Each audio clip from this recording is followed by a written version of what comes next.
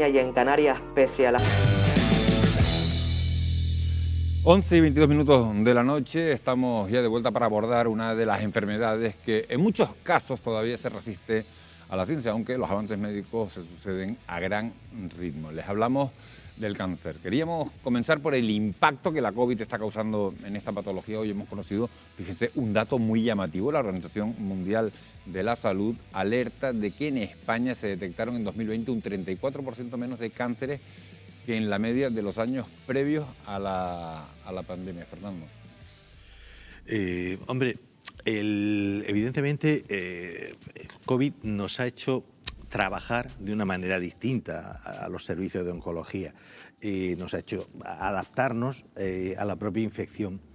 Es cierto que esa sensación de que el paciente ha tardado más, sobre todo en el año 2000, en consultar este bultito que me ha salido en la mama, o incluso ha tenido hasta dificultades para que lo viera personalmente un médico, porque muchas consultas eran telefónicas en primaria. Eso es algo que todos hemos vivido y que estamos recibiendo todavía pacientes con ese retraso en el diagnóstico. Pero lo cierto es que en nuestro propio hospital, en mi propio servicio, el número de pacientes que hemos tratado en 2020 han sido más que en 2019 y en 2021 más que en 2020. Estás hablando de Luque, del Hospital Universitario de Canarias. Sí, eso ocurre en todos los... Pedro Lara. Hombre, yo creo que por lo que hemos sabido de otros compañeros de hospitales públicos, yo creo que no ha sido así. Yo creo que también influye mucho la situación de cada hospital, y yo creo que lo que ha pasado en oncología radioterápica también es que a lo mejor pacientes que no tenían otras opciones terapéuticas o que estaban retrasadas han llegado a la radioterapia porque es quizá uno de los tratamientos más eficientes, ¿no? Pero lo que es verdad es que tenemos un porcentaje de pacientes que no se han diagnosticado porque no había quien los atendiera, porque no han venido al hospital, porque no había quirófanos, pero no en Canarias. Esto ha sido en toda España, yo diría, me atrevería a decir que en toda Europa y probablemente en todo el mundo. Entonces yo creo que hay un dato que no podemos olvidar. Es verdad que dice el gobierno que hasta el día de hoy han muerto 93.600 personas de COVID, aunque habrá algunas más seguro o muchas más seguro. Pero es que de cáncer en el 2021 han muerto más de 225.000 personas.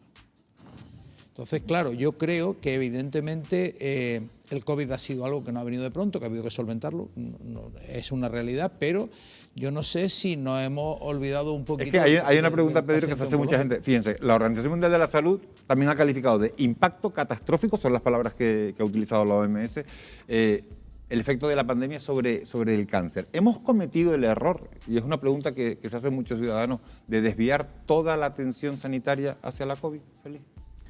Bueno, yo estoy un poco de acuerdo con los compañeros, y yo creo que ha sido una enfermedad que nos ha cogido un poco de sorpresa, que hemos ido aprendiendo sobre ella a medida que ha ido pasando el tiempo, pero que claramente era grave inicialmente, que no teníamos alternativas. Hemos tenido que pasar por unas situaciones que yo creo que nadie se lo iba a imaginar, un confinamiento y una preocupación enorme y una carga enorme también en los hospitales, tanto en hospitalizaciones como en UCI.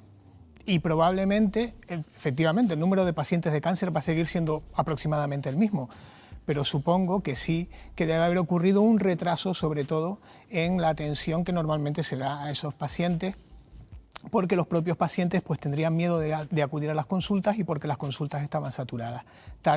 Al final todos esos pacientes pues terminarán recibiendo un tratamiento y terminarán en los servicios que les corresponde, pero sí que obviamente el diagnóstico temprano del cáncer es un aspecto fundamental para asegurar o para maximizar la probabilidad de éxito en los tratamientos y la curación. Pero ¿ha sido un error, y Belisa, te lo pregunto también a ti, desviar toda la atención sanitaria hacia la COVID? Bueno, es que los recursos son los que son, y nosotros hemos tenido yo creo que hay que distinguir dos fases claramente en esta pandemia. Una fue hasta el momento en que hemos tenido una herramienta claramente decisiva en el curso de la misma, que es las vacunas. Una vez que tenemos a toda la población en España, hay un alto porcentaje de personas vacunadas, creo que debemos de transitar hacia otro modelo, y esto es un poco, yo creo que los focos de atención en cáncer, en otro tipo de patología crónica, van en esa línea, ¿no? Tenemos que empezar a volver un poco al cauce habitual del tratamiento precoz, de la detección precoz, de trabajar en este tipo de enfermedades, donde es muy importante, como decía Félix, un abordaje preventivo y muy precoz para poder tener éxito en el tratamiento. Le pregunto a los oncólogos, se calcula que desde el nacimiento hasta los 80 años los hombres tienen un riesgo de desarrollar cáncer de un 41% y las mujeres de algo más de un 27%. La diferencia es notable, ¿por qué? Súbalo un poco más porque hasta los 85 años, que es la esperanza de vida media, el hombre va a padecer casi el 50% de padecer cáncer, uno de cada 2 hombres, y la mujer más de un 33%. Es decir, uno de cada 2 hombres y una de cada 3 mujeres tendrá un cáncer de mama, un cáncer a lo largo de su vida, ¿no? ¿Por qué el varón más que la mujer? Pues porque tradicionalmente el varón ha tenido un uso del tabaco muy importante en España, que eso va cambiando. Y luego porque el varón padece un cáncer extremadamente común, que es el cáncer de próstata. Conforme se alarga la supervivencia, la expectativa de vida, pues este tipo de cánceres se incrementan, ¿no? Entonces, yo creo que es una cifra que a lo mejor impresiona un poco, pero probablemente tenemos que la sociedad, los profesionales y los que nos organizan la sanidad tendrán que pensar que uno de cada 2 varones va a tener un cáncer a lo largo de su vida y una de cada 3 mujeres. Es decir, esto no es una enfermedad que podamos simplemente aparcar. Sí, ¿no? Efectivamente. Pero, si me permite, volviendo a la anterior, quizá desde el punto de vista del diagnóstico se hayan producido retrasos y nos hayan llegado los pacientes de cáncer con cierto retraso. Pero la impresión sobre el tratamiento es que no ha existido ese tal retraso. En marzo de 2020, en los servicios de oncología, nos tuvimos que plantear, ¿paramos o seguimos? Esto no va a durar 2 semanas. Pero no esperas una oleada ahora a partir por este retraso en los diagnósticos que estábamos hablando, Pedro Lara. ¿No crees que se va a producir ahora una oleada de cuando se recupere la normalidad de los hospitales? Yo creo que esa oleada ya la hemos venido recibiendo. Esa ola se produjo mayoritariamente, me da a mí la impresión, mayoritariamente en los primeros meses de 2020, y ya en la segunda parte de 2020 estábamos recibiendo esos diagnósticos que a lo mejor llegaron con 3 meses de retraso, pero no creo que mayoritariamente nos vayan a llegar con 2 años de retraso. Y los tratamientos han seguido, porque es verdad que ha habido que cerrar quirófanos, pero lógicamente pues, el quirófano se cerraba para una hernia, pero no para un cáncer de pulmón. Félix Machín, el cáncer de colon y de recto es uno de los más habituales. ¿Qué factores influyen para que en Canarias sean los de mayor prevalencia? Bueno, yo no sé si no soy precisamente el mayor experto. Mi investigación está más centrada en la investigación básica y no sé si soy el mayor experto para hablar de cáncer de colon pero supongo que son factores, un cáncer normalmente que tiene, igual que tiene los mismos factores que han comentado los compañeros, son hábitos que tenemos y que trabajando sobre esos hábitos podemos prevenirlos. El cáncer de colon, aparte de esos hábitos, el tabaquismo, el alcohol, pues también tiene un componente de la alimentación, ¿no? O sea, creo que las nuevas generaciones hemos perdido un poco una alimentación más sana por las prisas, por el estilo de vida.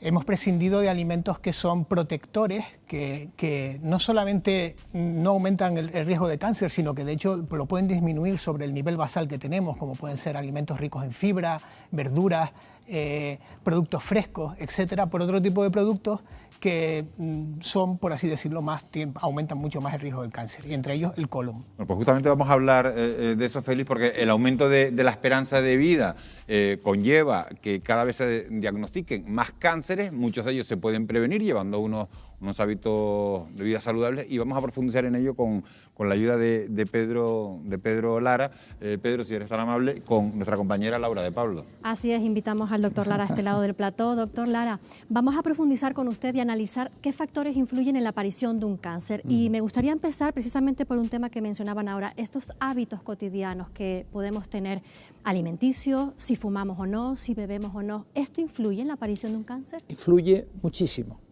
Es decir, si hablamos de la alimentación, tengan en cuenta que la obesidad está relacionada directamente con los cánceres más comunes, con el cáncer de colon y recto, con el cáncer de mama y con el cáncer de próstata, entre otros. Es decir, una alimentación no adecuada, una alimentación con poca fruta y verdura y poca fibra y con muchas grasas saturadas, azúcares, que nos llevan a una cierta obesidad y sobre todo una falta de ejercicio físico, se relacionan con los cánceres más comunes. El tabaco. Hoy en día sabemos que el tabaco está fundamentalmente relacionado con el cáncer de pulmón. La mortalidad del cáncer de pulmón supone el 25% de toda la muerte de todos los cánceres en España. Por tanto, no solo afecta además al pulmón, sino que afecta al cáncer de vejiga, otro tumor muy común, incluso en relación con el cáncer de mama o el cáncer de cervix o el cáncer de páncreas. Y finalmente el tema del alcohol. Yo creo que España es un país donde tradicionalmente el alcohol forma parte de nuestra sociedad, pero yo creo que con el Código Europeo contra el Cáncer tenemos que convenir que si alguien no bebe, no debe uno animarlo a que beba. Y si alguien bebe, debe tomar una bebida al día, un vaso de vino o un vaso de cerveza, porque el alcohol se relaciona directamente con cánceres de la cavidad oral, por donde va pasando el alcohol y pasa el tabaco, las dos cosas juntas se potencian, cáncer hepático y otros tumores. Otro aspecto que también preocupa mucho a los familiares es si hay una predisposición genética a tener un cáncer. La pregunta es, ¿el cáncer se hereda? Muy buena pregunta, porque parece que siempre pensamos que el cáncer es algo genético y no tiene que ver con lo que hacemos en la vida. Y yo diría que es todo lo contrario. El cáncer hereditario es muy inferior al 5% de los casos. Sin embargo, hay familias donde se acumulan más cáncer, aunque no tengan un gen alterado. Puede ser porque todavía no conocemos ese gen, pero casi siempre es porque hay una agregación familiar más bien de hábitos de vida. Es decir, si yo en una familia tradicionalmente o esas varias generaciones tienen un poco de sobrepeso, voy a tener un poquito más de riesgo de cáncer que otra familia que tenga un estilo de vida, digamos, entre comillas, más saludable. Incluso si hablamos, por ejemplo, del cáncer ginecológico, que es algo que preocupa también a muchas mujeres, si se hereda ese cáncer. Sí, efectivamente, dentro del cáncer ginecológico incluimos el cáncer de mama y el cáncer de ovario. El cáncer de ovario es menos frecuente, pero el cáncer de mama es verdad que muchas señoras tienen la sensación de que en su familia ha habido muchos casos, pero es que tenemos que tener en cuenta que el cáncer de mama, una de cada 8 mujeres, una de cada 10 mujeres va a tener un cáncer de mama. Es decir, es una enfermedad frecuente en la mujer y que si existe esta agregación familiar de hábitos de vida, pues puede potenciarlo. No es tan frecuente el cáncer hereditario como tal. ¿Y qué sucede si estamos, por ejemplo, expuestos a sustancias químicas o la radiación, por ejemplo, solar, que en este caso quizás lo conocemos o vinculamos más con el cáncer de piel? Bien, muy importante. Si entre las sustancias químicas, más que sustancias clásicas como el amianto, etcétera, que están muy controladas, hablamos de la contaminación atmosférica de los humos de los coches, etcétera, que tiene el mismo efecto casi que el tabaco, pues son el mismo tipo de sustancias, tiene una relación directa. Y si hablamos de la radiación ultravioleta, pues lo tenemos claro. Es decir, la radiación solar, en los peores momentos, que es cuando vamos a la playa, que vamos de 1 a 4, que es cuando más radiación solar hay, en vez de ir en el momento que la radiación ultravioleta es menor, pues tenemos más riesgo de melanoma, que es un tumor grave y que te produce una tasa de muerte relevante. Y además en Canarias, con la exposición solar que tenemos. Por último, doctor, también preguntarle, ¿qué sucede con los virus? ¿También hay una vinculación de los virus con el cáncer? Hay una vinculación de los virus con el cáncer y de lo que estamos hablando, espero que nuestros espectadores se den cuenta que el cáncer no es una enfermedad única, sino que es una expresión de muchas causas distintas. Y cuando a mí me preguntan en estos 40 años de profesión, ¿cuándo va a haber una vacuna contra el cáncer? Ya la tenemos. La vacuna del papilomavirus es una vacuna que previene que tengamos cáncer de cervix, pero que se está estudiando en varones también para prevenir el cáncer de cavidad oral o el cáncer anal. Por tanto, si hacemos una vacunación para la hepatitis B, tendremos menos cáncer hepático. Por tanto, sí, tenemos vacuna y hay una relación directa entre ciertos virus y el cáncer. Muy bien, pues doctor Lara, muchísimas gracias. No tenemos tiempo para más. Gracias por sus explicaciones. Le invito a que vuelva a la mesa para continuar con el debate. Bueno, Miguel Ángel, algunas reflexiones sobre todo lo que sí podemos hacer, hábitos saludables, ¿no? Datos muy interesantes los que nos ha contado el doctor. La Organización Mundial de la Salud, Fernando, asegura que el 30 y el 50% de los cánceres pueden evitarse. ¿Cuáles son los tipos más fáciles de prevenir? Bueno, lo está contando el doctor Lara. Evidentemente, lo primero y el gran amigo del cáncer es el tabaco. Nada más que eliminando el hábito del tabaco, eliminaríamos gran parte... 25% de los cánceres de pulmón de muerte Estaba dando el dato antes, ¿no? Sí, sí, y además es que precisamente el cáncer de pulmón, que desgraciadamente no es de los de mejor pronóstico, es más bien de los de peor pronóstico, es muy fácilmente evitable abandonando el hábito de fumar. Y como han dicho antes, con el tabaco también viene todo el cáncer de cavidad oral, faringe, laringe, vejiga, incluso mama y otros. El Decálogo Europeo contra el Cáncer insiste mucho en esa responsabilidad individual que cada uno tiene que tener, pero de una manera positiva, diciendo, ¿qué favor me he hecho? Que soy exfumador, y qué bien estoy, y qué orgulloso me siento. Estoy más delgado, me encuentro mejor, me siento mejor, y encima de todo voy a tener menos posibilidades de tener otro cáncer, de tener un cáncer. Esas cosas yo creo que hay que verlas de una manera positiva y optimista. Doctor Lara, la mortalidad en el cáncer colorectal puede disminuir hasta un 30% si se detecta a tiempo. Sin embargo, la gran mayoría de los hombres canarios de más de 50 años no acuden a los cribados. Normalmente las mujeres, sin embargo, sí van, sí se someten de forma masiva a esas pruebas contra el cáncer de mama. ¿Por qué esa falta de percepción de riesgo en los varones? Es una pregunta que ¿Y cómo lo corregimos, sobre todo? Requeriría claro, mucha discusión. Yo creo que hay suelo decir mucho que las mujeres normalmente hablan más entre ellas y, digamos, comentan mucho más las cosas. Y los hombres hablamos menos y hablamos de fútbol y de otras cosas, pero de estos temas no hablamos tanto, ¿no? Yo creo que los programas de screening, todos tienen una tasa de adherencia. Yo diría que el programa de screening de cáncer de mama en Canarias tiene una tasa de adherencia por encima del 75%, sin embargo los programas de screening de colorecto son inferiores. Para mí lo importante es que tenemos un programa de screening de colorecto. Y lo bueno del screening de cáncer colorectal es que no solo detecto el cáncer, es que como detecto un pólipo que todavía no es maligno y lo quito, no es solo que detecto algo premaligno, es que ya lo quito a la vez que hago la colonoscopia. Por tanto, si lleváramos adelante este programa de prevención del cáncer colorectal, la mortalidad por cáncer colorectal disminuiría muchísimo, aunque he de decir que la supervivencia del cáncer colorectal hoy en día en España está por encima del 80%.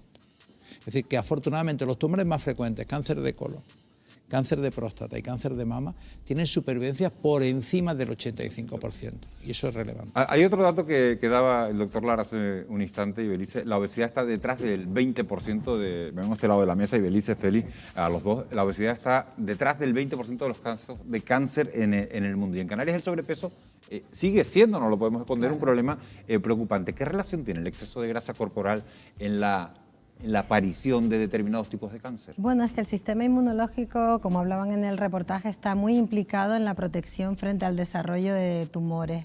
Y sabemos que la obesidad es un estado, digamos, tóxico para el efecto de protección del sistema inmune. Entonces, hay varias vías de interacción entre esta obesidad. Es un síndrome metabólico que va acompañando con diabetes, que es muy frecuente en Canarias, y que hace que probablemente el riesgo de estas personas pues sea mucho mayor que el de la población que está en una situación, digamos, de mejor salud en general. O sea, para el funcionamiento del sistema inmune siempre nos preguntan ¿qué tenemos que hacer para que nuestro sistema inmune esté sano? Pues tener las recomendaciones de una vida natural, lo que decía, evitar todos los agentes nocivos, y tener una alimentación sana, equilibrada y permanecer en el mejor estado de salud.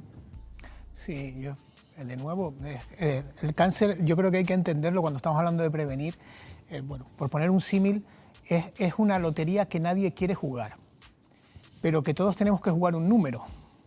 Lo que podemos hacer es saber si vamos a jugar más números o vamos a jugar menos números. O sea, hay gente que ha tenido mucha suerte en la Lotería Nacional y ha jugado un número y le ha tocado. Y hay gente que ha jugado 100 y no le ha tocado nunca.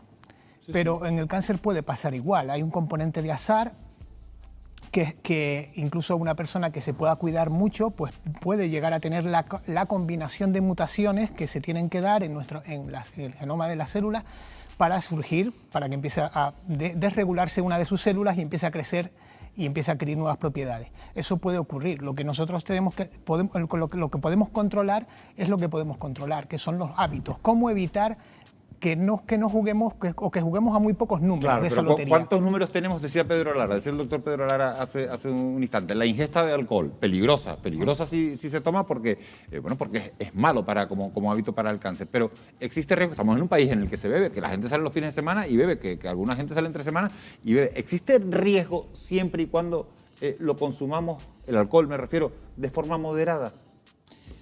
Bueno, esto de moderado en España también tiene su interpretación, ¿no? Porque yo, que soy de Andalucía, aunque llevo ya 30 años aquí, ya, en fin, yo soy creo que más canario que andaluz, la gente cuando le pregunta cuánto bebe siempre dice lo normal. Entonces, claro, lo normal, bueno, varía del sitio, ¿no? Pero digamos usted, ¿qué es lo normal? ¿Cuál es una ingesta normal? Lo máximo que recomienda el Decálogo de Europa contra el Cáncer es una bebida. En el caso de las mujeres, una bebida significa una cerveza o un vaso de vino, y en el caso de los varones, por diferencia de cómo se metaboliza, 2 bebidas al día. Y no vale juntarla los fines de semana. O sea, si no bebo de lunes, a viernes, no quiere decir que el sábado me pueda tomar 10. Claro, entonces yo creo que estamos hablando de vino y de cerveza, porque claro, y las bebidas blancas, entonces el ron, la ginebra y todo eso. En principio, hay que saber que el alcohol no solo es malo para el cáncer, es que el alcohol está detrás de las muertes violentas, de los accidentes de tráfico. Es decir, yo creo que el consumo de alcohol, yo creo que la frase sería: no debe estimularse el consumo de alcohol en nadie que no beba. No hay que decirle a nadie, hombre, no pasa nada que te tomes. Si no bebes, mejor no beber. Y si bebes, hay que ver unas cantidades que son las que estamos diciendo. Bueno, consumo responsable estamos hablando. En el caso de las mujeres, tal vez seguramente también por una cuestión de peso, seguramente. O de, más bien de metabolismo hepático. De metabolismo. ¿Un vino o una cerveza? En el caso de los hombres, 2 vinos, 2 cervezas. ¿Está de acuerdo, Fernando? Sí. Está completamente de acuerdo. Bueno, a ver, vamos a una discusión ahora. Lo mejor es no beber. Lo mejor es no beber, pero en el caso de que alguien probablemente que diga, un vasito de vino al día o una cerveza sea comprar muy pocos números. Sí, es cierto que ha habido cierta controversia en estos años, porque sobre todo con el vino y también con la cerveza, porque por un lado tienes el alcohol, componente fundamental de las bebidas estas, que es un agente oxidante que va a dañar nuestras células, y por otro lado hay ciertos componentes que puede haber en el vino que son antioxidantes. Siempre se ha discutido sobre ese balance. Durante un tiempo incluso se pensó que una copa de vino al día era incluso protectora, pero digamos que hoy la investigación va un poco más por pesar más los perjuicios del alcohol que los posibles beneficios incluso de esas posibles sustancias antioxidantes que pueden tener la bebida alcohólica. Bueno, pues llegados a este punto vamos a hacer una breve pausa para la publicidad, pero a la vuelta les vamos a hablar de cómo la tecnología de ARN mensajero, la misma que se emplea en las vacunas contra el coronavirus, podría revolucionar el tratamiento de determinados tipos de tumores. No se vayan, que regresamos enseguida.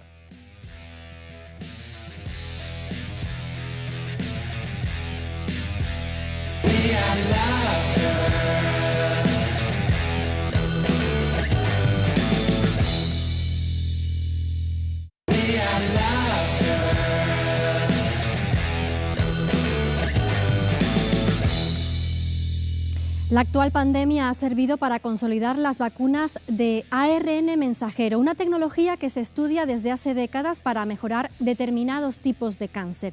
Ahora el desarrollo de vacunas personalizadas para tratar determinadas mutaciones tumorales podría estar más cerca que nunca. Nacho Feliciano lo aborda con el investigador del CSIC, Ignacio Casal. Ignacio Casal, investigador del Centro de Investigaciones Biológicas del CSIC. Gracias por atender la llamada de Fuera de Plano. Con la vacuna contra el COVID empezamos a oír hablar con más familiaridad de la tecnología del ARN mensajero, pero es una tecnología que lleva años investigándose para poder usarla en una vacuna contra el cáncer. ¿Cómo funcionaría en ese caso? Bueno, el fundamento es similar al que se utiliza en las vacunas contra el COVID o otros virus. O sea, básicamente lo que se trataría en este caso sería de buscar antígenos específicos del tumor para a partir de ello sintetizar la molécula de RNA mensajero y utilizar la misma tecnología que se está utilizando en el COVID, ¿no? ¿La tecnología de ARN mensajero podría ofrecer una vacuna universal o tendríamos que seguir hablando de vacunas personalizadas según el tipo de cáncer o el tipo de paciente? Hay ya algunos ensayos clínicos en marcha, fundamentalmente por las propias empresas BioNTech y Moderna, que lanzaron las 2 vacunas de RNA mensajero, donde ya se están probando combinaciones de neoantígenos junto con otras moléculas inmunoefectoras en pacientes de cáncer. Entonces, lo que ellos pretenden es esto, vender como vacunas personalizadas, ¿sabes? Precisamente por la enorme variedad que tiene el cáncer. Yo lo veo complicado, pero no lo veo imposible. Pero ¿estamos hablando de una vacuna preventiva como las que se usan para el papiloma humano o la hepatitis, o solo se inoculará de forma terapéutica? Sería una vacuna terapéutica que se utilizaría en un cierto tipo de pacientes y en una determinada condiciones, pero ya siempre después de tener el cáncer en marcha. O sea, nunca serían preventivas hoy por hoy. Por ejemplo, sí está descrito que vacunando frente al virus del papiloma se puede conseguir una protección frente a ciertos tipos de cáncer de cervix, ¿no? También ocurre con algunas hepatitis, que puede ser la base de algunos carcinomas hepáticos, es decir, pero quitando estos 2 tipos de tumor, es muy difícil que por sí solas estas vacunas terapéuticas, vamos a decir, sean 100% eficaces. Yo creo que siempre, o por lo menos durante muchos años, vamos a tener que seguir recurriendo a la quimioterapia, a la radioterapia, a la inmunoterapia. Ignacio Casal, muchísimas gracias por atendernos. Un saludo. Bueno, pues el objetivo de estas vacunas de ARN es enseñar al sistema inmunológico a atacar a las células tumorales. Ibelice, ¿para qué tipos de cánceres estarían más recomendadas?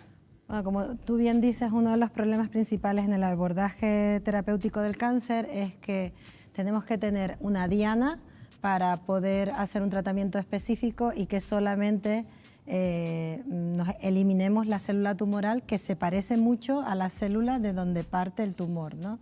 Entonces, estos se le conoce como neoantígenos, antígenos exclusivos de tumor, y como comentaba en el vídeo el investigador, pues es complicado tener estos neoantígenos en muchos tumores, no es posible tenerlos. Hay una gran esperanza, yo creo, sobre todo en tumores hematológicos, donde pues este tipo de tumores, digamos, proceden de una estirpe celular que claramente podemos diferenciar, podemos tener algunas dianas específicas de estos tumores. Creo que es donde más se ha avanzado, donde más prometedora es este tipo de estrategia, pero bueno, es una herramienta metodológica que nos va a ayudar en muchos tipos de inmunoterapia. También se plantean enfermedades autoinmunes y bueno, es algo que ha revolucionado la perspectiva que teníamos de las vacunas, ¿no? Y de su uso personalizado. Es un formato más fácil de hacer para pocos individuos y bueno, veremos. Le quiero preguntar al investigador Félix Machín, dependiendo del tipo de cáncer, ¿podría ser posible crear vacunas preventivas para personas con riesgo a desarrollar ciertos tipos de cáncer? Pues como ha comentado la compañera, si esos antígenos se producen en etapas previas y son comunes, el gran problema del cáncer es que a veces nos confundimos, por ejemplo, cuando hablamos cáncer de colon o hablamos cáncer, que hablamos del origen, del tejido del origen del cáncer, pero no hay 2 cánceres, genéticamente no hay 2 cánceres iguales, no existen. Es una enfermedad compleja, de hecho, ni siquiera dentro del propio tumor, las células, si imaginamos el tumor como si fuese una bola, un mundo, las células que están en el polo norte y las células del polo sur, a lo mejor genéticamente ya no tienen mucho que ver. Han cambiado mucho. Ahora que hemos aprendido con el virus a hablar de mutaciones y de variantes, pues el tumor en sí son células que están mutando continuamente y que están creando subvariantes y tienen una enorme capacidad de resiliencia, ahora que es otra palabra muy de moda, y de resistencia.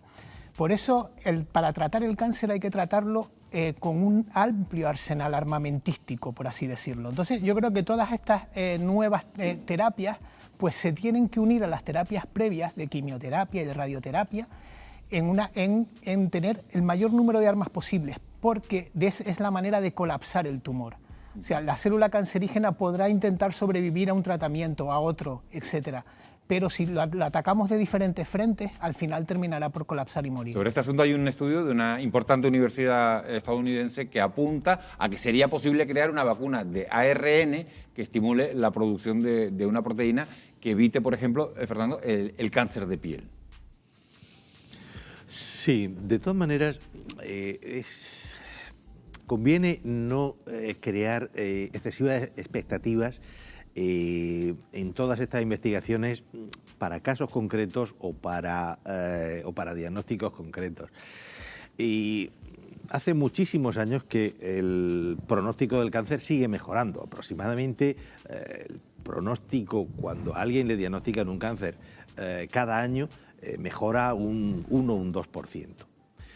Pero es muy poco probable que ni con las vacunas, ni con la inmunoterapia, ni con ninguna otra arma vayamos a encontrar esa bala mágica que nos valga para matar a todos los cánceres. Por lo que estaba diciendo el doctor Machín, porque el cáncer es muy variable y además es de por sí muy inestable genéticamente y por tanto va creando muchas mutaciones. Es muy probable, sin embargo, que esa inmunoterapia o esas vacunas sean también una pequeña ayuda y mejoren determinadas situaciones de cáncer determinados. Hoy, por ejemplo, salía publicado en el New England Journal of Oncology, el nivolumab para cáncer de esófago. Le pido brevedad porque se lo quiero preguntar también al doctor Lara y nos queda un minuto de programa prácticamente, sí. 1 minuto y medio. El progreso y la mejoría en el cáncer muy probablemente va a ser siempre a pequeños pasos, no por una bala mágica.